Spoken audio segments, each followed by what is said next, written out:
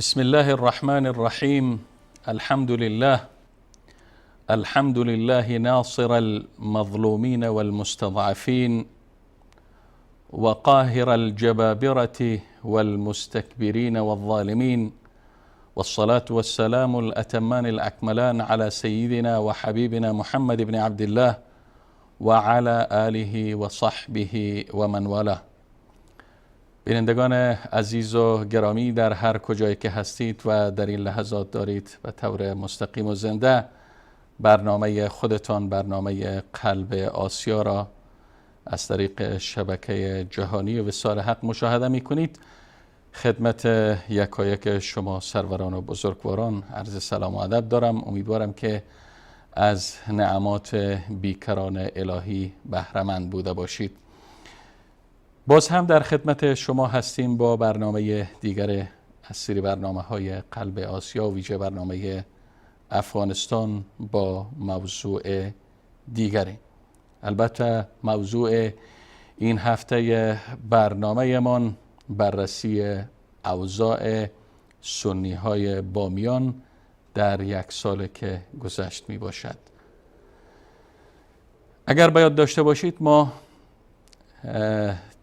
طی تقریباً 3 برنامه در 2 سال اخیر در رابطه به سنی‌های بامیان و مظلومیت اهل سنت در ولایت بامیان صحبت‌هایی داشتیم و در این برنامه مهمانان گرامی با ما در رابطه به موضوعاتی که مطرح شد حضور داشتند و صحبت کردند. البته ما برنامه‌ای داشتیم زیر عنوان اهل سنت بامیان تنها نیستند و مظلومیت اهل سنت بامیان، و همچنین در برنامه زیر عنوان چرا اهل سنت بامیان تهدید می شوند برنامه‌های رفتیم و در این برنامه چنان که خدمتتان عرض گردید پیرامون بررسی اوضاع سنی‌های بامیان صحبت خواهیم کرد و در این برنامه باز هم مهمانان گرامی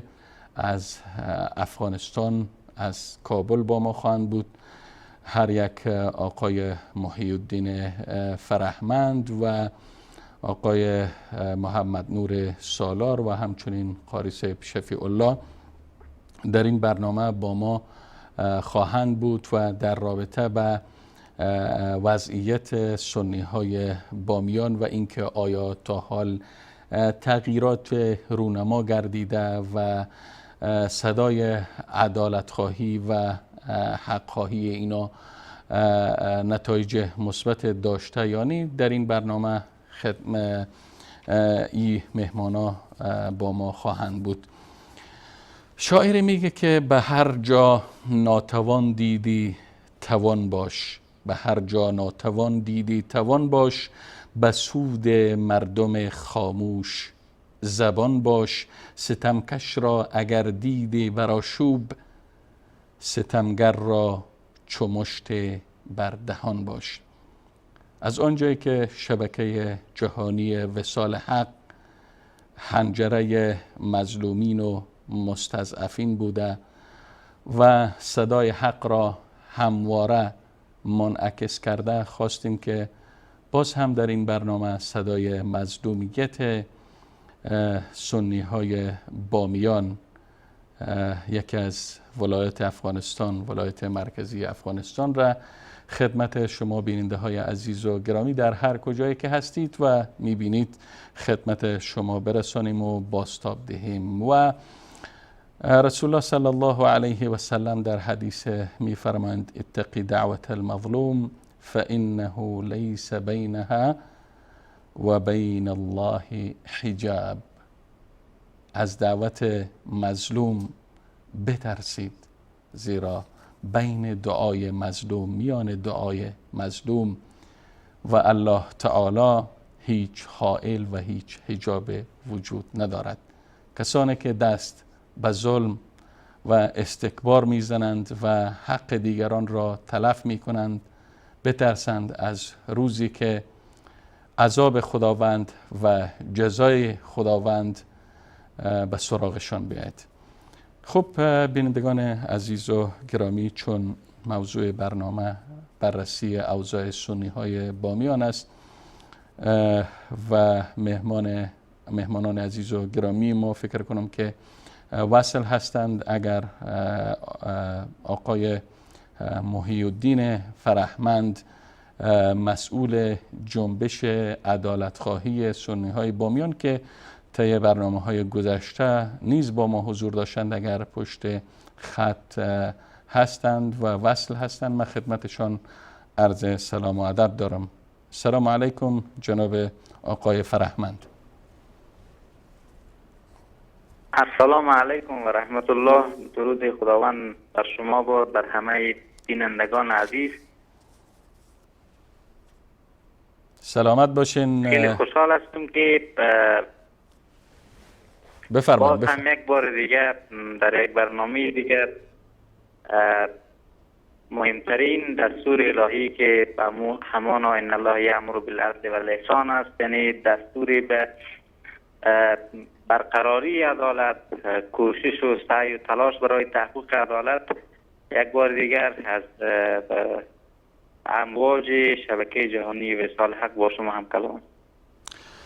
سلامت باشین جناب آقای فرهمند. چنانه که ما خدمت بیننده های عزیز و گرامی بار عرض کردیم، ما میخواهیم که صدای شما را، صدای عدالت خواهی شما را، صدای مظلومیت شما را، صدای حق خواهی شما را از طریق این شبکه سنی های جهان و شبکه مظلومان جهان و مستضعفان جهان، یگانه تریبونی که صدای حق را بلند میکنه، به خدمت مسلمانان و به خدمت ملت مسلمان افغانستان و همچنین مسئولین افغانستان و دولت مردای افغانستان برسانیم اگر گوش شنوا داشته باشند. جناب آقای فرهمند، من میخواستم که در اول اگر برای ما و بیننده های عزیز و گرامی ما یک ارزیابی کلی از اوضاع سنی های بامیان در یک سال که گذشت داشته باشین، روشنی بیاندازید.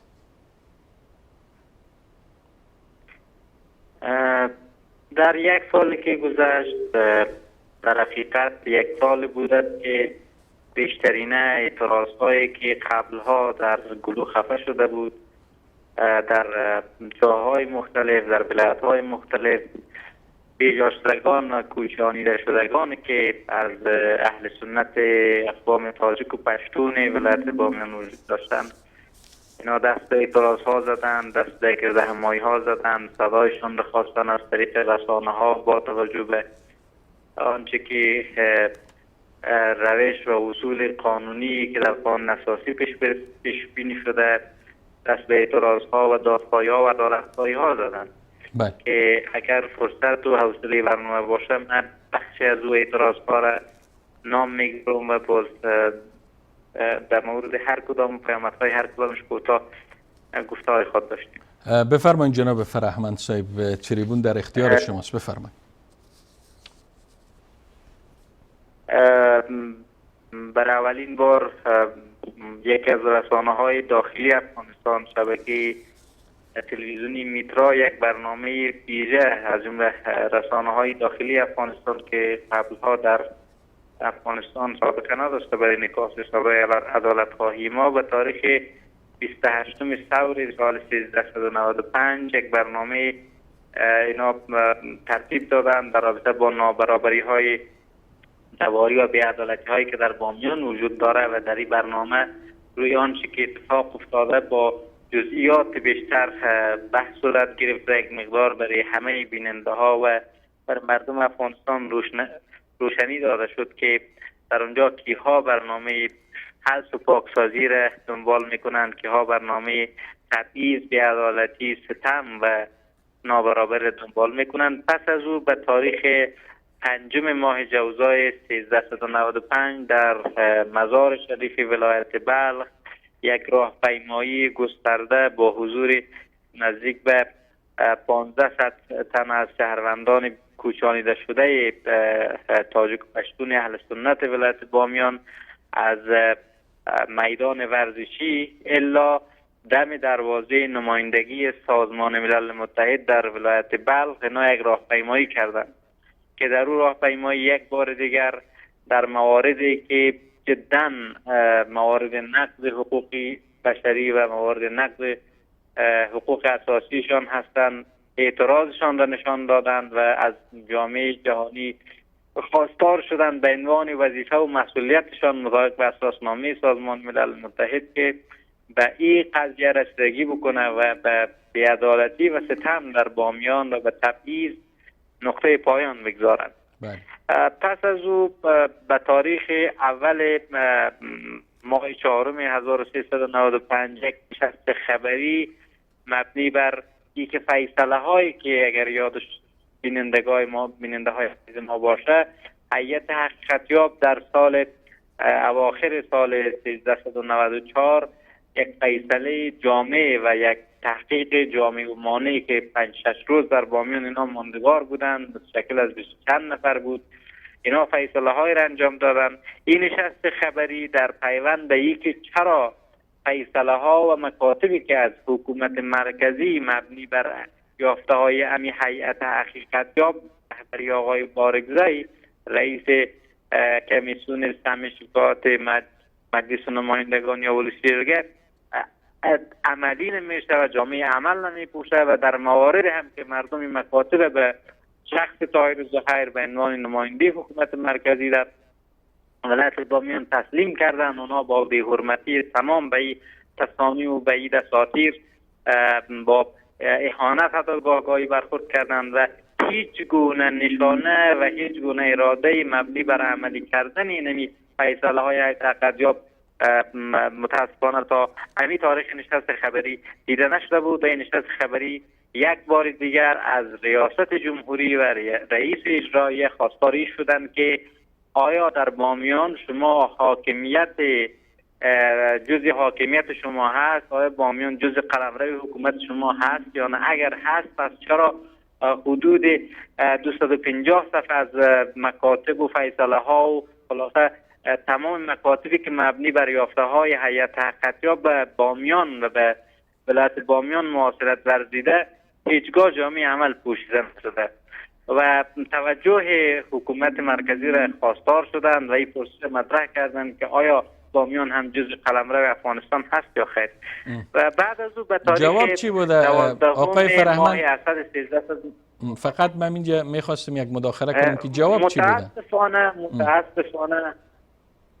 متاسفانه که ما از حکومت مرکزی نه از شخص رئیس جمهور و نه از شخص رئیس اجرایی هیچ گونه پاسخ مثبت و قناعت بخش دریافت نکردیم. حتی به باور ما که به این اعتراض و به این گرد همایی اعتراضی که در پارک شهر نو کابل برگزار شده بود هیچ اصلا توجه و وقت و ارزش گذاشته نشد. یعنی ساده تر بگوییم حکومت مرکزی پاسخ به این اعتراض نداد متاسفانه. خب شما ادامه بدین. پس از او به تاریخ 12 ماه 1395 پس از اینکه به تاریخ 11 همین ماه یک واقعا تأسف‌بار واقع بسیار دردناک که حدود 50-60 تا از کسب‌وکارهایی که اینا تنها جرمشان سنی بودن بوده، تنها جرمشان تاجیک و پشتون بودن بوده، متاسفانه در قسمت چوک علیکن که اینا در سر زمین شخصی خودشان کسب و کاری میکردن، غرفه گذاشته بودن تا رزق حلال برن و نفقه فامیلشان رو بکنه. در 11 ماه اسد بسیار فجیعانه و بدور از تمام ارزش‌های انسانی و اسلامی که پذیرفته شده هست اینا با این کسب و کارا برخورد خوشنودآمیز کردن. فیلم‌هایش شما حتما دیدین، تیرهایی که از طریق پلیس انجام گرفته، صداهای شرطمند شنیدین، در فیلم‌ها وجود داره. یک قیامت اونجا برپا شد و چندین حقوق اساسی شهروندان جمله حق کار، حق مالکیت و ده ها مورد دیگه در این روز متاسفانه نقض شد و به اعتراض بین این موضوع به تاریخ 12 ماه اسد تظاهرات از مسجد غریب آباد که در مرکز و قلب شهر بامیان موقعیت دارد تا شب که اعتراض سازماندهی شد و در مسجد با پادرمیانی وکلای شورای ولایتی پیش ادامه داده نشد و خواستها یک بار دیگر از طرف شورای ولایتی پذیرفته شد و 3 روز مهلت خواسته شد که به این تبعیض، به این ظلم و به این سیستمی که قصد و نیت و هدف ضد یک گروه قومی و مذهبی را داره نقطه پایان میگذاره که متاسفانه به او وعده هم عملی نشد و یک بار دیگر سیاست غیر اسلامی و اخلاقی حاکم در بامیان آشکار شد که به هیچ گونه تعهد اینا وفادار نیست. آقای فرهمند تشکر. اگر خب این برخی از فعالیت ها، برخی از اعتراضات شما بود، اما اگر میشه یک مورد شما ذکر کردین به برخی از موارد عمده که حتی در میشه بگیم در رسانه‌های محلی هم انعکاس داشته، موارد نقض حقوقی اهل سنت در بامیان اگر اشاره بکنین فقط فهرستوار. موارد عمده که موارد میشه بگوییم که نقض حقوق بشری و به اساس اعلامیه جهانی حقوق بشر اسلامی که در سال 1991 به تصویب رسیده در مجمع عمومی سازمان کنفرانس کشورهای اسلامی و همینطور در میثاق حقوق مدنی و سیاسی و همینطور میثاق حقوق اجتماعی فرهنگی و اقتصادی و قانون اساسی افغانستان. به گونه نمونه ما تقریبا 20 چند مورد عمده را در سال گذشته شاهد بودیم که میشه باز اگر فرصت برنامه یاری کرد ما فهرستوار بخشی از اون موارد خدمت بینندگان اگر عمده ترینش مهمترین بله بفرمایید. دقیقاً به گونه نمونه ما میتونیم از یک بار دیگه که اینمی دوام حذف و پاکسازی در اونجا در قبال همین گروه مردمی در اونجا اعمال شده یاد بکنیم که در اداره محلی بامیان که 7236 کارمند داره، متاسفانه در میان کسانی که چه در رهبریشه و چه در مدیریت و چه در سطح عملیاتیشه حضور اهل سنت بامیان بسیار ناچیز هست که حتی به فیصدی 2-3% هم نمیرسه. برای اینمی به این روند باز هم جدیتر ادامه پیدا کرده. مورد دیگر رو میتونیم نام بگیریم از اینکه به تاریخ خب مهم نیست، فقط در سال ماه اکتبر 1395 بله ماه اکتبر 1395 یک حاجی صاحبی به نام حاجی اعظم در 100 متری هتل برادر آقای خلیلی اینا یک خانه میخواستن بسازن. حکومت محلی به بهانه‌های مختلف ساحه سبز و اینها خانه اینا را تخریب میکنه، در حالی که اگر بحث به نام ساحه سبز وجود داره چرا هتل 5 منزله برادری که منسوب به برادر آقای خلیلی تخریب نمیشه؟ آن طرفترش چرا تانک تیلی که متعلق به همحزبی‌های آقای خلیلی تخریب نمیشه؟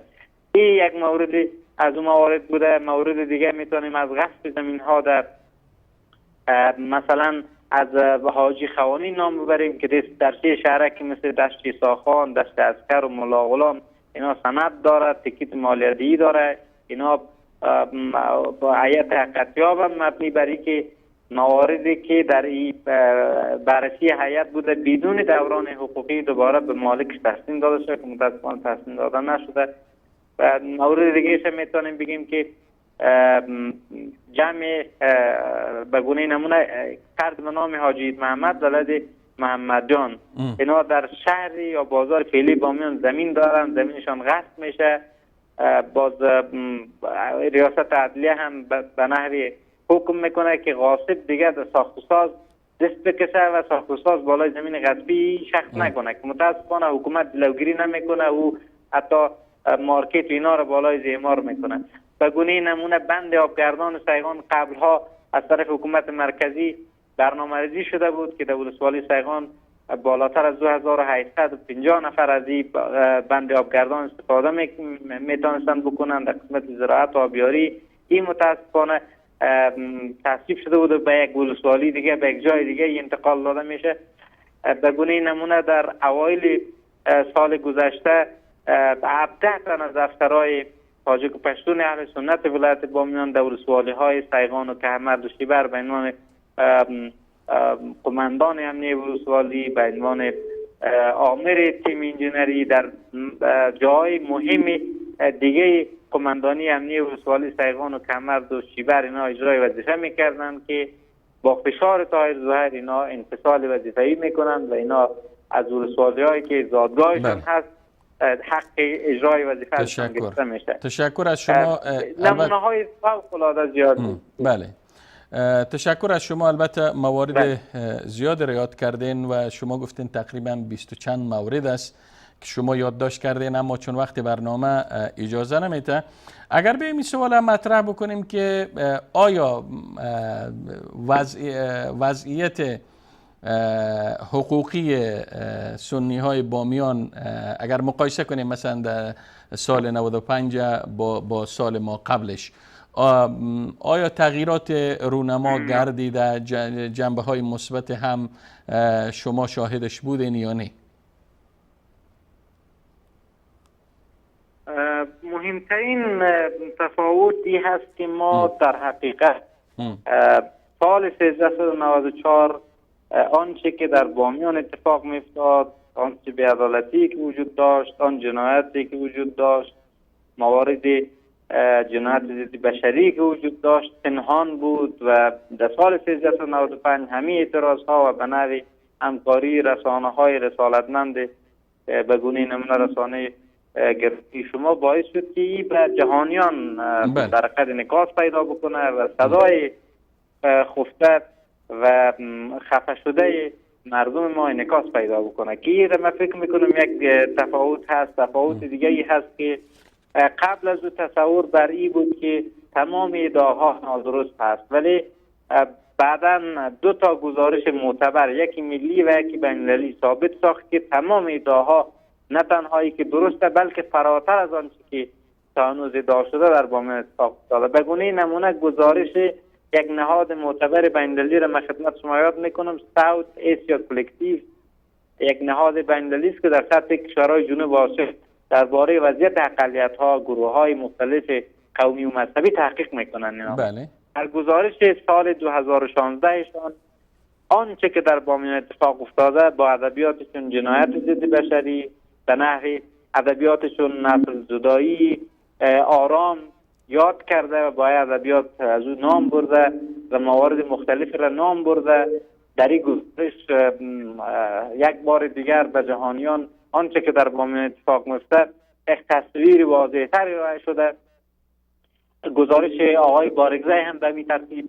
یعنی ما در سال 1395 یک تفاوت دیگری که با 1394 داشتیم می بود که ما بعد نهادهای ملی و بین‌المللی که در رابطه با وضعیت گروه‌های قومی و مذهبی تحقیق دارند اینا گزارش‌هایی را ارائه کردند که دال بر تایید برای که ما در بامیان به نام بی‌عدالتی و پاکسازی نام میگذاریم یا وجود داره مهر تایید گذاشتن. این تفاوت دیگه است. اما متاسفانه ما انتظار داشتیم که حکومت پاسخگو باشه و این موارد دیگه ختم شود. نه تنهایی که ختم نشده بلکه به شدت رفتار انتقامگیرانه جریان داره و به شدت جریان داره و حکومت مرکزی هم متاسفانه خاموش هست. من میدانم که چه علتی است که به صداهای حق طلبانه مردم گوش نوای وجود نداره.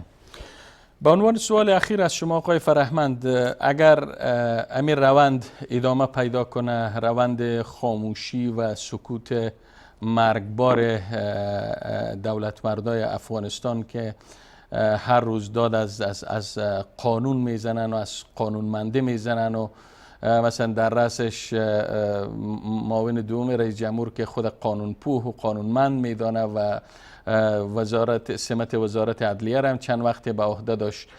اگر اینا سکوت کنن و این سکوت اینا ادامه پیدا کنه و این روند ظلم و ستم و استکباری که از طرف خلیلی و طرفدارایش و همچنین والی فعلی بامیان طاهر زهیر اگر ادامه پیدا بکنه، شما پیامدهای ای ظلم و ای ستم و ای حذف و ای حق تلفی سنی های بامیان چگونه میبینین؟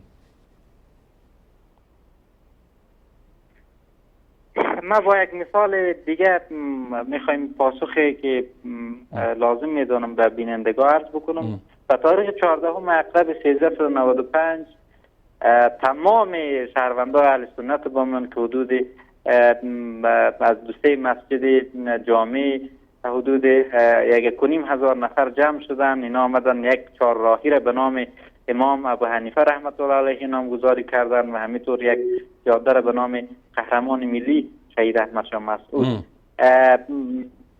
با مخالفت والی بامیان شبهنگام، دزدانه و بسیار فجیعانه، با دشمنی که با ارزش‌های مقدس اسلامی ما دارن، این منهدم میکنن. شما شاهد هستین که در قلب افغانستان، یعنی در کابل، ما نمادهای مذهبی غیر اسلامی را حتی مثلا هندو باورها و سیک های ما را داریم. بله. و حکومت از اونها حمایت میکنه و هیچ گونه ممانعتی در قسمت دیده نمیشه. اما در بامیان این مورد بسیار به شکل غیر اصولیش، غیر انسانیش و غیر اسلامیش اتفاق میفته که نمونه چند وقت قبلش هم شما در جریان هستید که یک مسجد به نام عمر بن خطاب رضی الله عنه وجود داشت. این هم مخالفت وجود داشت. اگر اینمی خاموشی حکومت ادامه پیدا بکنه، من فکر میکنم که مردم دیگه به سطوح آمدن و او وقت انتظار شاید خاموشی مردم را نداشته باشیم، شاید انتظار خیلی از مواردی که تا به حال رعایت شده ممکن نداشته باشیم و به حکومت و برای کسایی که در رأس تصمیم گیری های حکومت افغانستان هست، ما اینمی پیام داریم که بامیان را جدا و فورا موضوعش رسیدگی بکنیم. اگر نه مردم به سطوح آمدن، باز مردم وقت هر تصمیمی که بگیرن دیگه مسئولیت باز هم به عهده حکومت مرکزی خواهد بود. تشکر آقای فرهمند از شما که تا این لحظه با ما بودین و در ارتباط به وضعیت سنی های بامیان در یک سالی که گذشت و فعالیت هایی که بود و همچنین موارد از نقضی که صورت گرفت اشارات داشتین. تشکر از شما. به امیدی که در برنامه های بعدی هم انشاءالله با ما همراه باشین. خداحافظ شما آقای فرهمند. اگر فرصت برنامه یاری بکنم، من فقط اما موارد عمده که حقوق اساسی و قانونی شهروندان بامیان، من 6 مورد حقوقی عمده که وجود داره فقط نام میگیرم اگر حوصله برنامه اجازه بده. بفرمایید. اگر در 1-2 دقیقه میشه بفرمایید. انشالله بگونی نمونه ما در حداقل 2.5 سال که ما کار مستندسازی را انجام دادیم و تحقیق میدانی در قسمت صورت گرفته. مثلا حق برابری و امنیت تبعیض که در اسنادی که قبلا نام بردم در 12 مورد نقض شده. حق زندگی در 6-7 مورد عمده نقض شده. مثلا حق منع شکنجه و مجازات غیر قانونی در 6-7 مورد نقض شده. حق عبور و مرور یا گشت و گذار که یک حق طبیعی انسان هاست نقض شده. حق مالکیت و داشتن مسکن و مسکونیتش بسیار گسترده نقض شده. حق آزادی عقیده و مشارکت فرهنگی در موارد بسیار گسترده نقض شده. حق کار و معاش و اسباب معاش به گونه گسترده نقض شده. حق آموزش ممنوعیت تبعیض در آموزش متاسفانه هم موارد مختلف نقض شده. حق دسترسی به خدمات چه صحی و چه دسترسی به عدالت بسیار گسترده نقض شده. میتونیم بگوییم که تمام این 8 موردی که نقض شده میتونیم میره به جمله جنایات ضد بشری و پاکسازی، به جمله 2 مصداقی که دادگاه الهه هم به عنوان جرایم خطرناک بشری عنوان کرده، اینا رو نام بگذاریم و این واقعا یک فاجعه انسانی و یک فاجعه. تشکر از شما آقای محی الدین فرهمند، مسئول جنبش عدالتخواهی سنی های بامیان. تشکر از شما میکنم و همچنین اگر بیننده های عزیز و گرامی انشاءالله با هم یک میان برنامه را میبینیم و پس از این میان برنامه انشاءالله باز هم با دنباله این موضوع در خدمت شما خواهیم بود.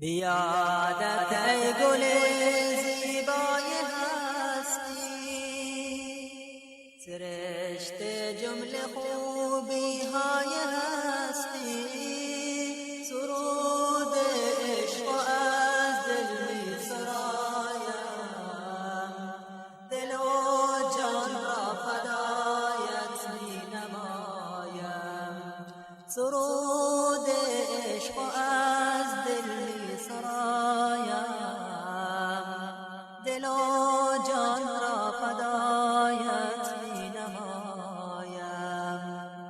بیادت من غمین و زارم ای دوست، چو مرغی در قفس بیمارم ای دوست، دلم را ابرهای غم گرفته، بیادت دیدگانم نم گرفته، دلم را ابرهای غم گرفته، بیادت دیدگانم نم گرفته، بیادت دیدگانم خون فشان است، ز هجرت مرغ قلبم در فغان است، خیالت از سرم اغلب رباید، مرا فکر تو مجنون می نماید، خیالت از سرم اغلب رباید، مرا فکر تو مجنون می نماید. تو هستی مهربان تر از گل یاس، نسیمی جان فزا در اوج احساس، نشانی از گل آلال داری، به قلبت داغ صد حلال داری، نشانی از گل آلال داری، به قلبت داغ صد حلال داری. بیادت ای سر و دندان شکسته، شکم را با سلاح سنگ و بسته، فرستادم بیاد تو سلامی، به سبزی بهاران احترامی، فرستادم بیاد تو سلامی، به سبزی بهاران احترامی. بیادت شام مکه رنگ خون است، پگاه سرخی اسب لالگون است، پرستوهای طائف برشکسته، نفسهای غنا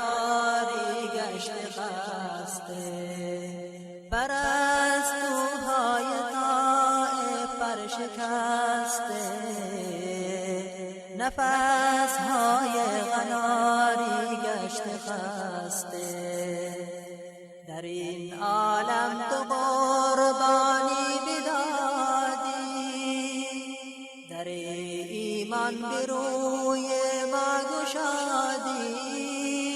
هزاران جان ما قربانت ای دوست، فدای دین جاویدانت ای دوست. هزاران جان ما قربانت ای دوست، فدای دین جاویدانت ای دوست. رسول الله توی محمود هر دل، توی سر منزل مقصود هر دل. درود قدسیان بر روح پاکت، بیاران شهید سینه چاکت.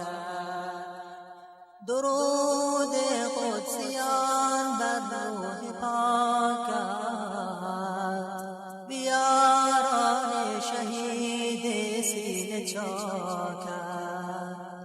درود قدسیان بر روح پاکت، بیاران شهید سینه چاکت.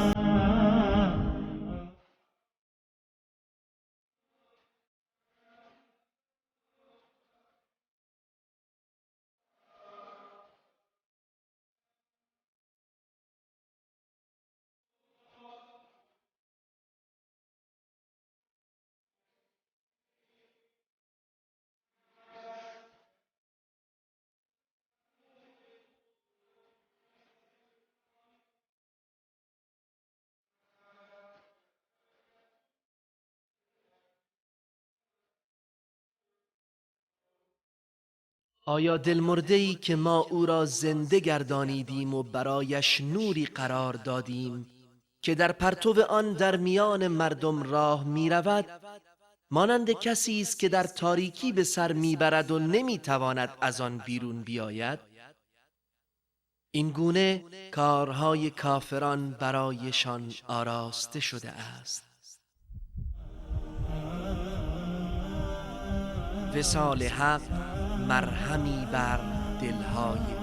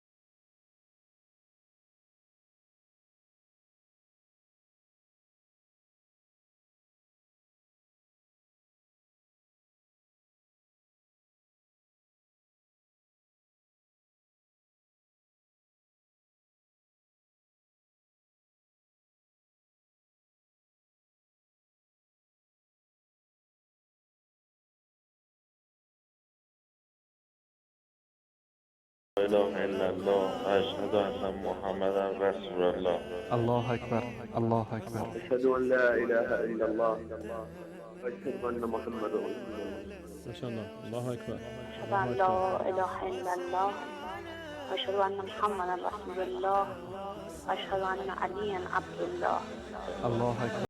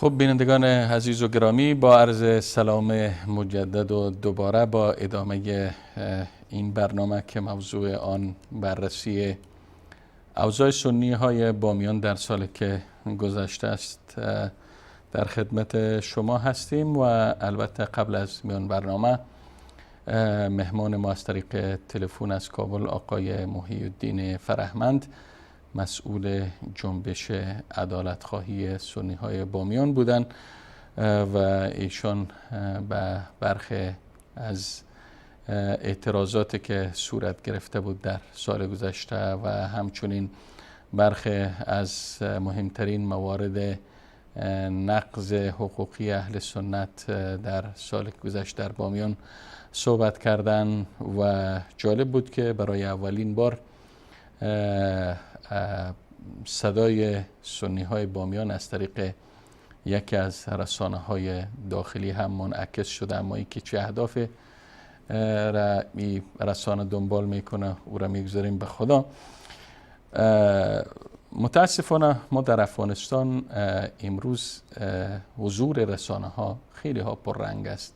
تعداد زیادی از رسانه ها، چی رسانه ها، رسانه های دیداری از قبیل تلویزیون باشه و چه رسانه های شنیداری رادیو باشه و چه هم رسانه های نوشتاری مطبوعات و روزنامه ها باشه و چه رسانه های جدید از قبیل فیسبوک و توییتر و رسانه های جدید دیگه باشه.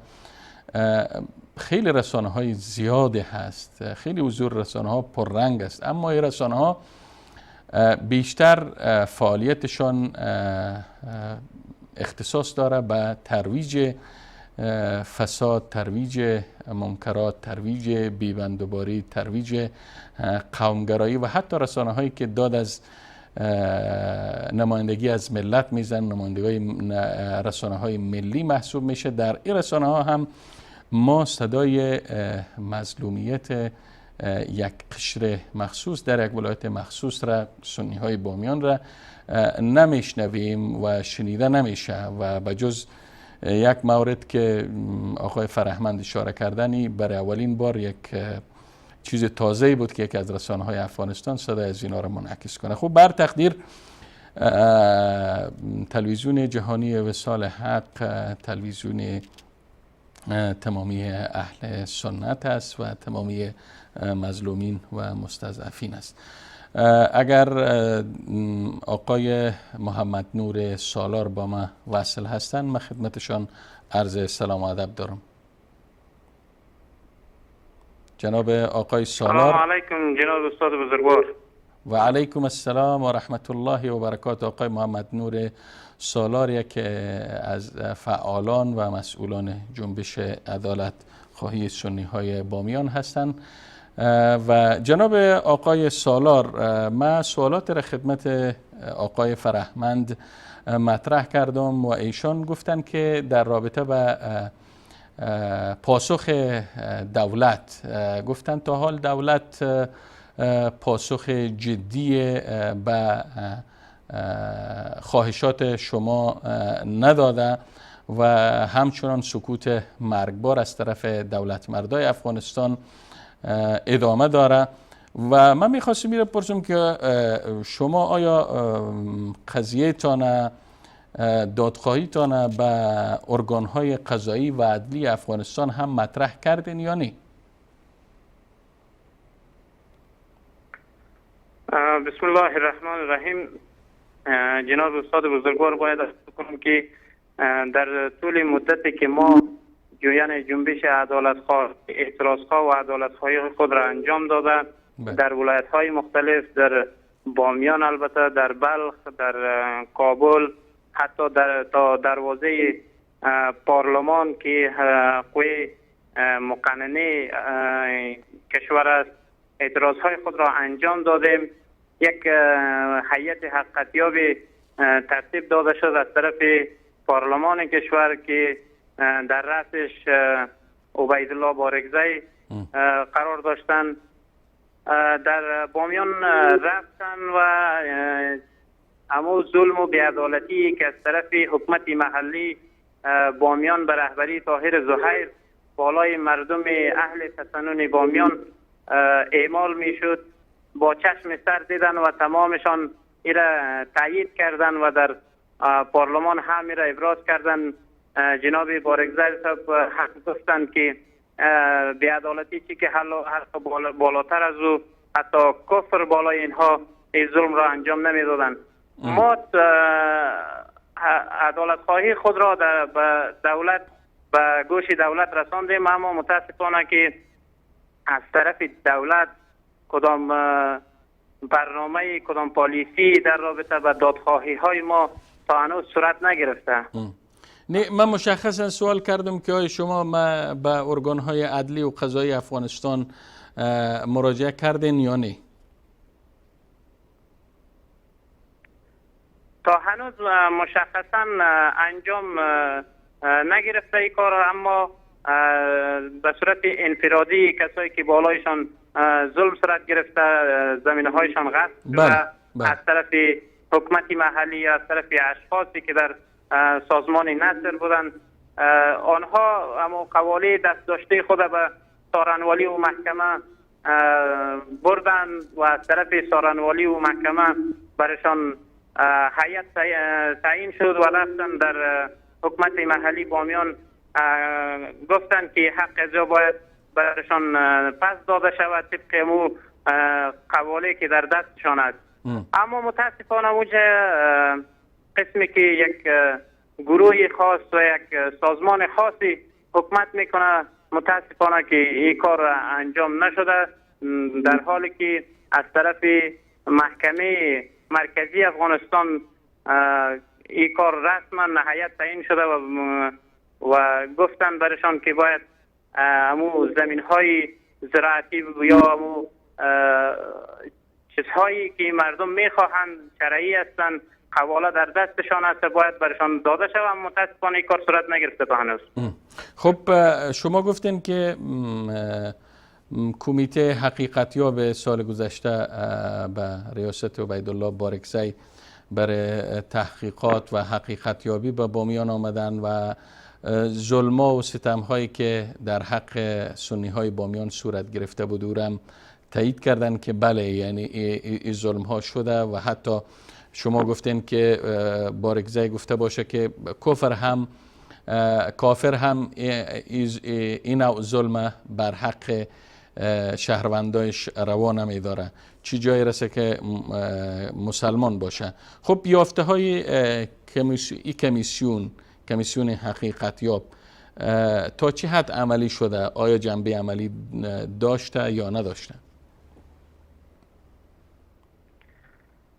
فقط جنبه عملیش همی بوده که جناب بارکزی صاحب آمدن و در پارلمان همی را ابراز کردن، در حالی که همی هیئت حقیقتیاب را سازمان نصر بسیار در جستجوی ازی بوده که بتوانه یا را به دادن رشوه یا کدام پالیسی دیگر انجام بتانه یا را از این مسئولیت منصرف کنه، باز دارن. اما بله بفرمایید. بله، اما جناب بارگزای صاحب که ما ازش بسیار تشکری میکنیم که آمدن در پارلمان و حق را بیان کردن. فقط چیزی که انجام شده تا فعلا اینمی گفته هایی بوده که جناب بارگزای صاحب در پارلمان انجام داده، اما از طرف حکومت مرکزی هیچ کاری تا هنوز در قبال امی داشته های هیئت حقیقتیاب که در پارلمان افغانستان آوردن با خود هیچ چیزی صورت نگرفته.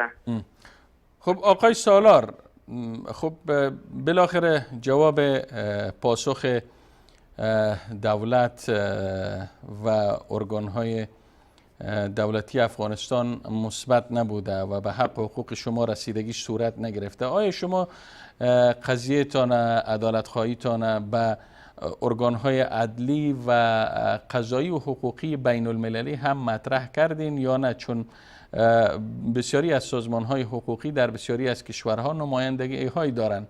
حتما در افغانستان هم نماینده‌های این سازمان‌ها، مثلا سازمان مثلا بگیم محکمه جنایات بین المللی لاها هم وجود داره، شاید نمایندهش هم در افغانستان حضور داشته باشه. آیا شما در صدد ای شدین که این قضیه را بزرگتر کنین و با سازمان‌های بین المللی را هم با قضیه تان شریک بسازین یا خیر؟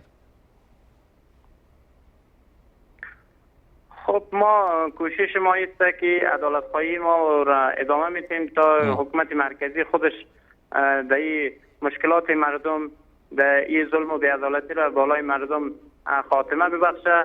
اگر حکومت مرکزی از این کار عاجز ماندن، باز ما حتما این کار را مشکلات خود را به دادگاه لاها میکشانیم. خب تشکر میکنم از شما آقای محمد نور سالار، یکی از فعالان حقوق اهل سنت و یکی از مسئولان جنبش عدالت خواهی سنی های بامیان که در این برنامه با ما حضور داشتیم.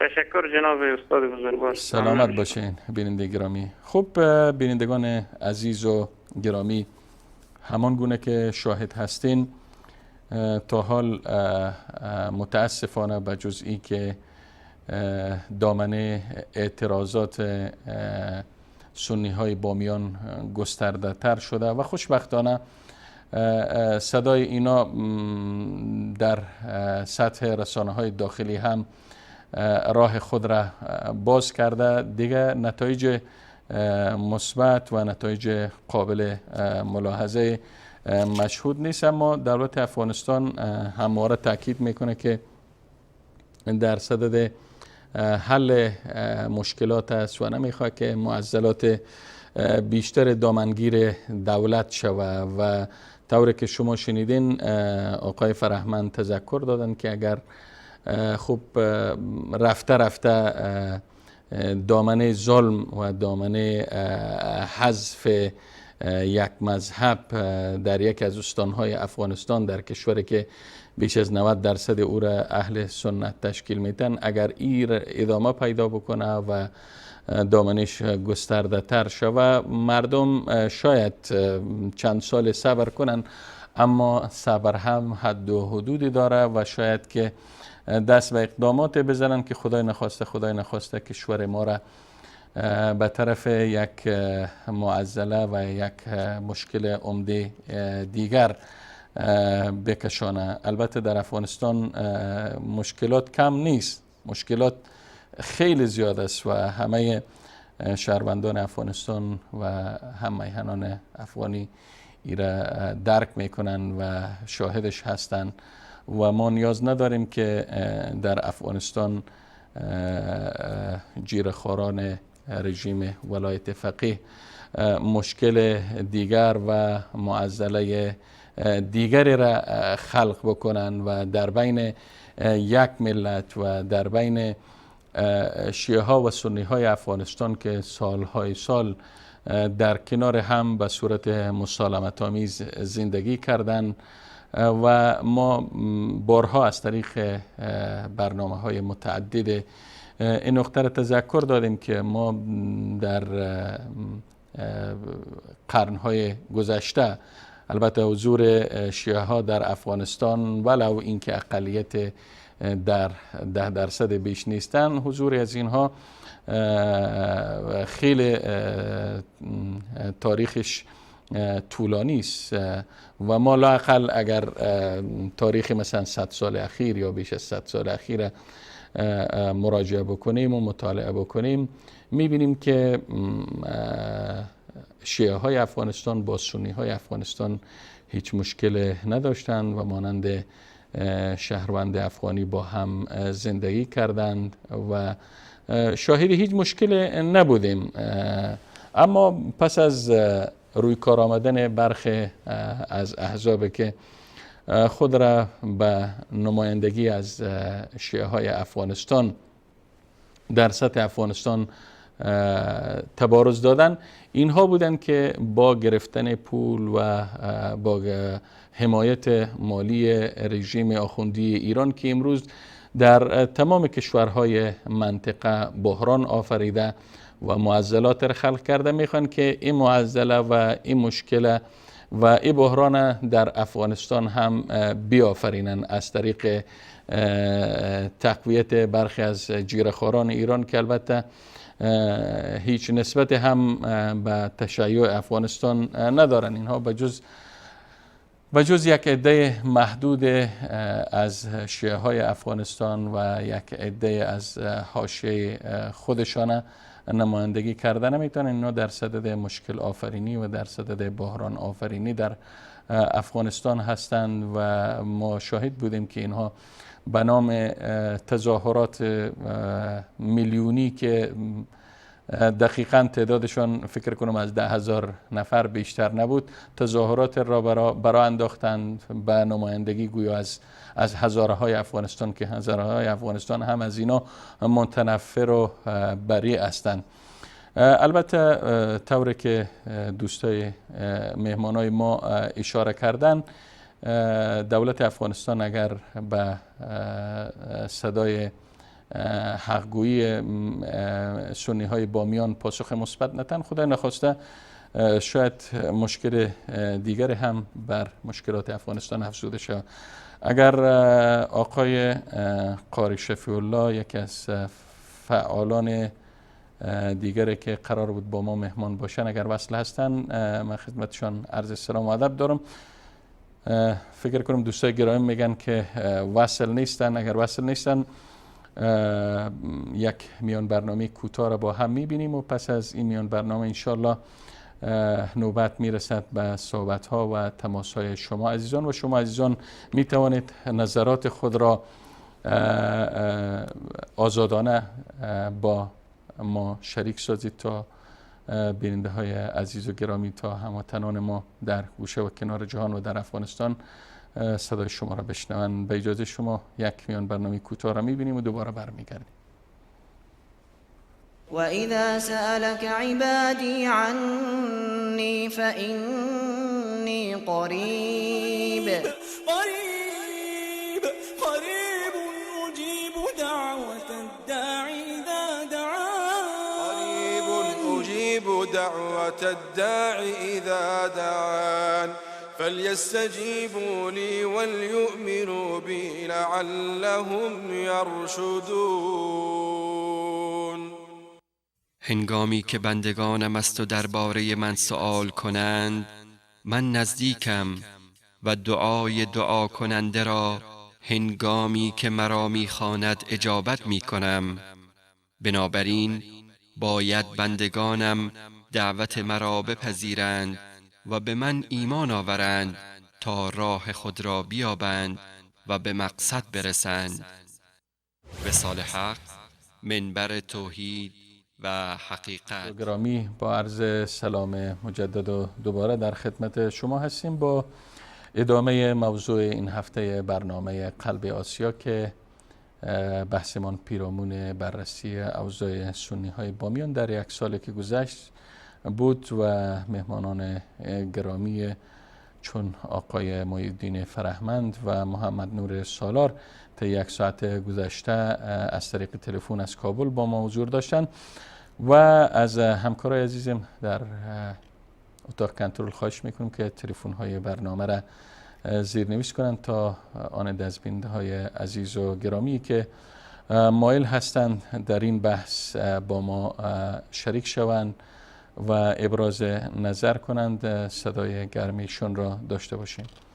خب عزیزان، دشواری ها و مشکلات و دردهای سنی های بامیان که بیش از 40% جمعیت بامیان را تشکیل می دهند و در کل گفته می تونیم که در افغانستان بیش از 90% شهروندای افغانستان را تشکیل میتن، روز به روز مشکلات برادرها و مشکلات قشر محرومی که متاسفانه در نتیجه بی‌توجهی های دولت مردایی که داد از عدالت میزدن، داد از حل مشکلات مردم میزنن، امروز دامنه مشکلاتشان گسترده تر میشه و به مشکلاتشان افزوده میشه و خدای نخواسته طوری که عرض شد رفته رفته این مشکلات به خدای نخواسته به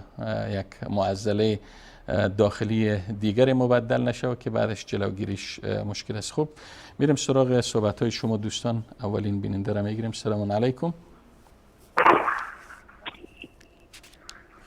بفرمایید بیننده گرامی، خود معرفی بکنید.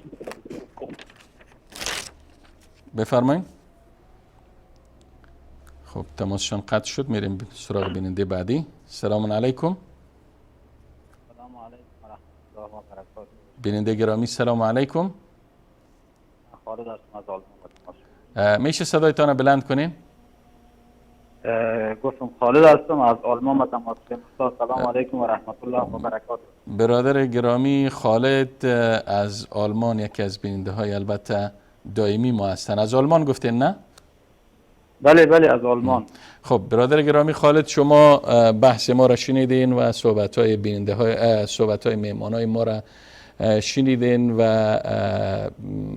شاید شاهد باشین که ما تقریبا 3-4 برنامه در ارتباط به دفاع از حقوق اهل سنت بامیان و بلند کردن صدای اینا و رساندن صدای اینا به گوش دولت مردای افغانستان که میفهمیم که گوش شنوایی ندارند، مسئولیت خود را تا حد انجام دادیم. نظر شما چیست؟ بفرمایید.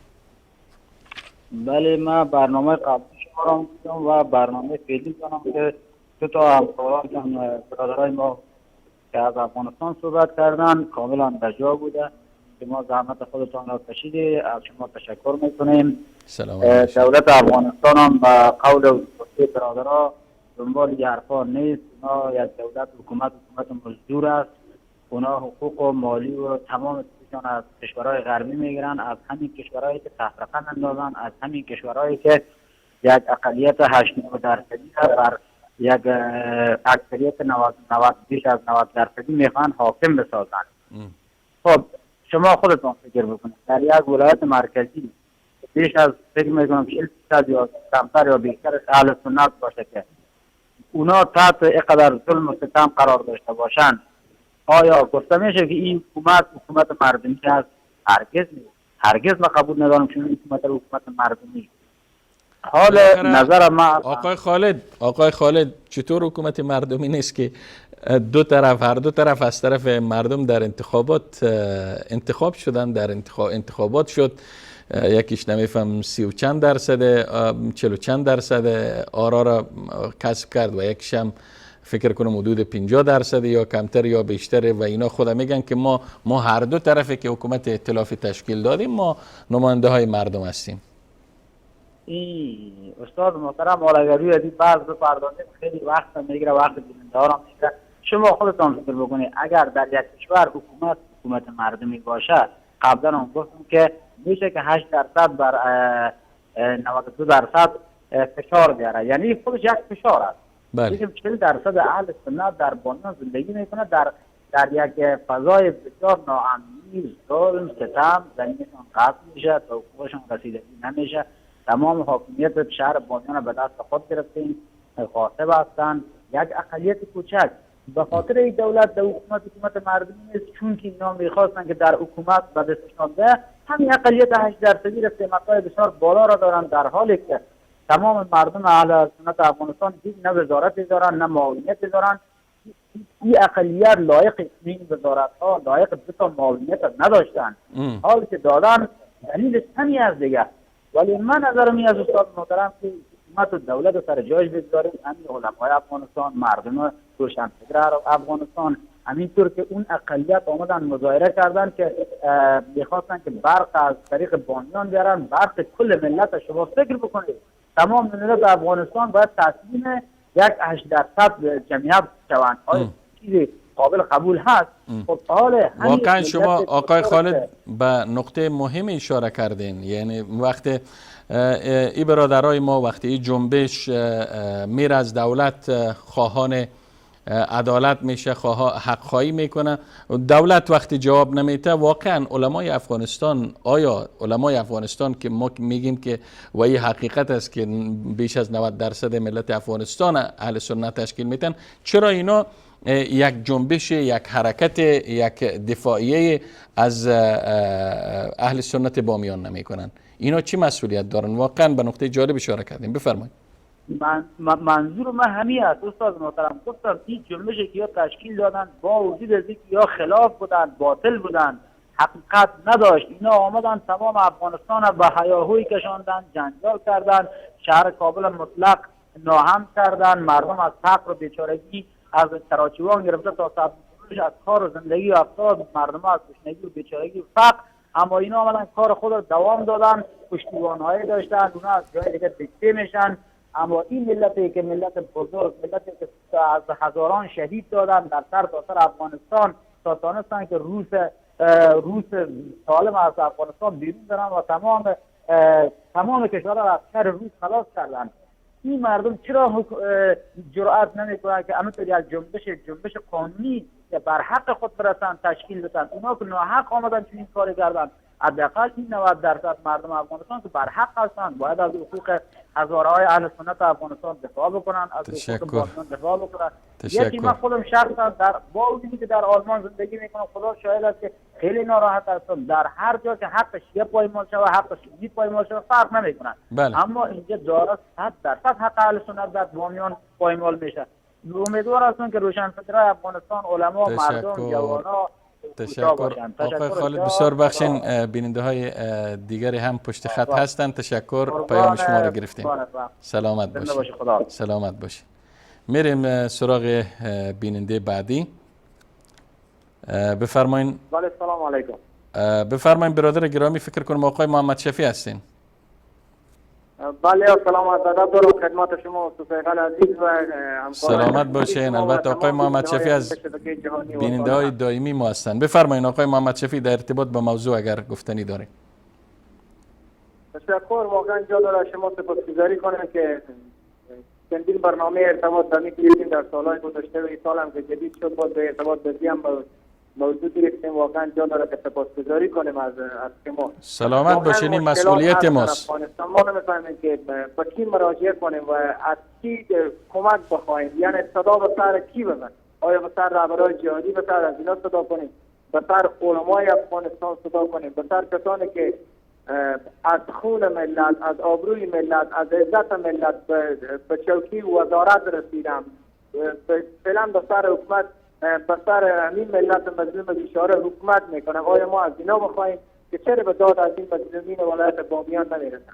آیا بامیان تنها از هزاره هست، هزاره که شیعه باشه از او هست، یا نه از هزارهایی که سنی هم هست از اینا هم هست؟ ما خب میگیم در افغانستان باید همه اتحاد و اتفاق و همبستگی داشته باشیم. چرا برادر بیشتر موضوع بسیار خوب اشاره کرد که چرا ما چنین جنبشی حرکت نمی‌کنیم، ما چرا ما کدام کسی رهبری نمیکنه. ما فکر کنم کدام کشور نیست که با پشت سر ما ایستاد باشه ولی ما کمک سرازی کنه. اگر همچنین کشور باشه مثل که با پشت از اینا کشورهای ایستاده است که برای از اینا کمک سرازی میکنه که چنین جنبش‌ها و چنین حرکات‌هایی هم از خود نشان میدن.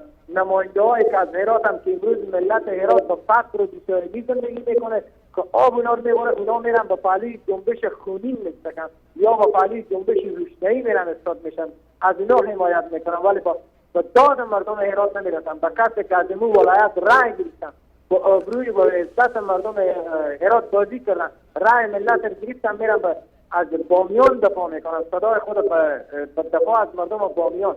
کسی که نماینده میشه، ما بزیکار نداریم که اونا میرن فریاد خود اصیل میکشن.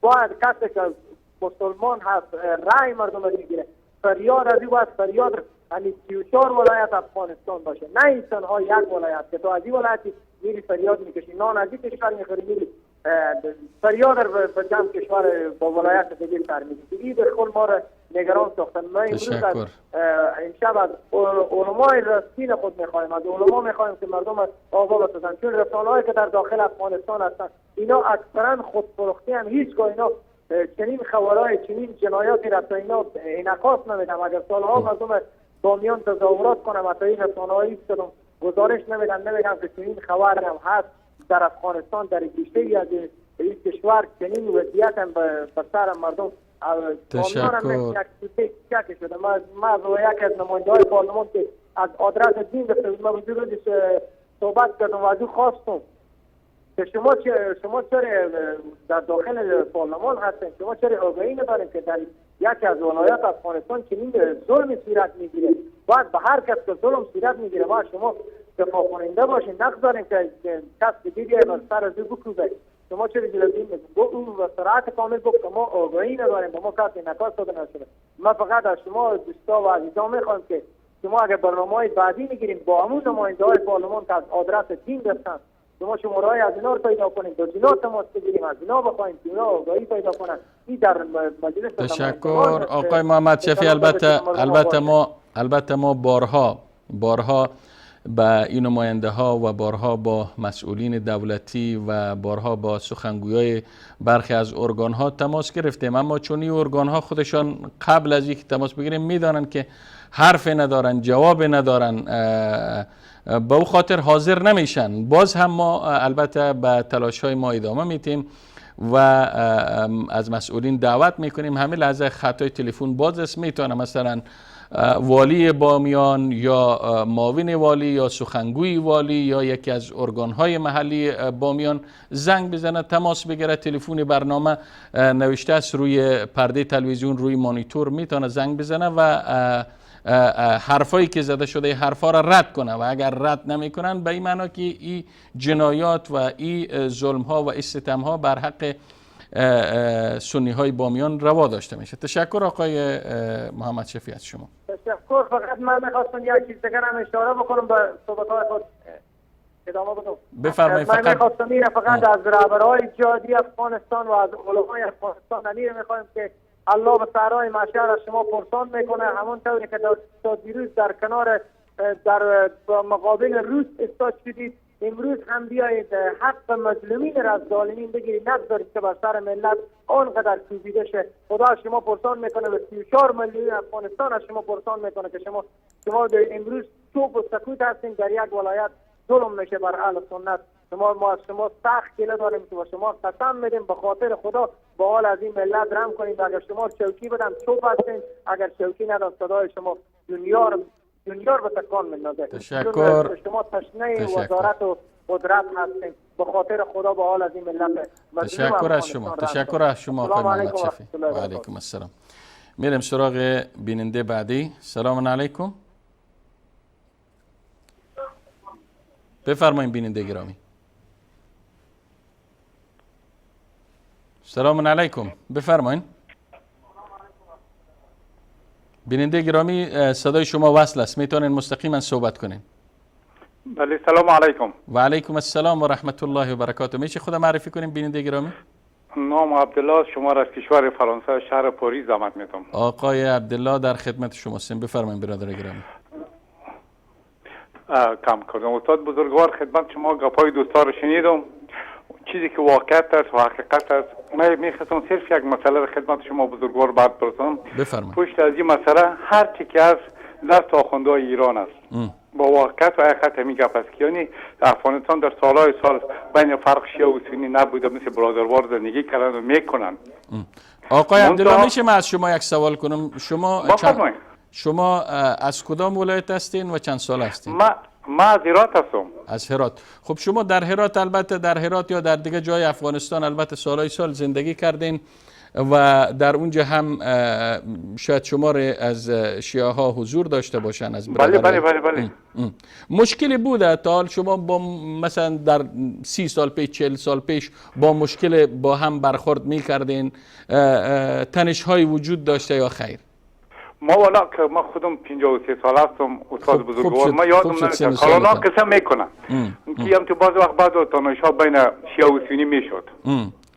منتها تا ما که جوان شدم من ندیدم بین شیعه و سنی جنگ باشه، کدام تدخورد باشه، کدام گپ. منتها همسایه ما بودن، دم شهر، دکان، کسب، تجارت، معامله، کل ما یعنی عادی زندگی میکردین، هیچ مشکلی وجود نداشت؟ هیچ مشکل نبود. خدا شاید من قسم میخورم به صفت یک سنی یک مسلمان، من آجیتم شما قسم میخورم هیچ پرابلم نبوده. منتها که من میفهمی با برادرای بامیانی محل تسانون هیچ قصر میکنم میخوادم هیچ آدم به کی بگه به کجا، یعنی هیچ گپ نبود. صرف من میخوام تا جایی که ما خبرها رو میشنویم در فرانسه زندگی میکنم، تا جایی که مسئله تذکره کارتای تذکره برقی الکترونیک الکترونیک چقدر جنجال شد. حالا خود ما کارت فرانسه دارم نوشته است رپوبلیک د فرانس، یعنی از کشور فرانسه هستیم کلش از عرب. ما خودم افغان هستم، با ما تو یک فرانسوی هستم، عرب است، عجم است، افریقایی، یک نیم نوشته نیست که تو از عرب هستی، تو تاجیک هستی، کلش فرانسوی نوشته است، یا آلمانی نوشته است، انگلیسی نوشته است. پس شما علت بروز تنش و علت بروز این جنگ ها، این ظلم هایی که مثلا در حق یک عده از هموطنان ما در ولایت بامیان که جزء افغانستان است، جزء اصیل افغانستان است، هیچگاه امکان نداره که از بدن افغانستان جدا شود و در مرزهای ما با ایران هم قرار نداره، در قلب افغانستان قرار داره. آیا امکان داره که بیاین یک گروهی بر یک جزء اصیل از ملت ما ظلم کنن و ملت هم میگه که شما میبینید که این رهبرای ما، حکومت های ما مستقیم از ایران پیسه میگرفت. همین آقای کرده که بود از دفتر پیسه میگرفتن، ولی آقا شما سعی کنید همین رهبرایی که فعلا هست 10% هستن، 15% حل تشیع هموطن ما هستن، برادر ما هستن، یعنی چی قدرتی اینو فعلا ندارم با خاطر چوکی مقام. همین غنی است، اگر عبدالله است، اینا رو کسی انتخاب نکرده، اینا رو جانگیری آوردشون که شما میفهمید، ما فکر کل دنیا میفهمیم، شما در خارج هستید میفهمید، خبرهای دنیا رو میشنوید، اینا برای مردم انتخاب نشدن، از برای خود کل افغانستان میفهمن، کل دنیا میفهمن. تشکر آقای عبدالله گرامی. یعنی از فحوای کلام شما من این برداشت کردم که این افرادی که مثلا در رأس حکومت در افغانستان قرار دارن، اینا وظیفه دارن که از ایران یا از کشورهای دیگه پول بگیرن و در بین مردم مشکل ایجاد کنن، خود پاچایی کنن و مردم با جان هم بندازن. آب گلالود کوی آب خید کو مایی بگیره. اما قسم گپ همین جساد شما سن جنبش روشنایی و دیگه کل دستوری است. تشکر از شما. میریم سراغ سلام باشید. میریم سراغ بیننده بعدی. سلام علیکم. سلام علیکم. و علیکم السلام و رحمت الله و برکاته. میشه خود معرفی بکنیم برادر گرامی؟ موسی هستم از مشهد. آقا موسی از مشهد، بفرمایید برادر.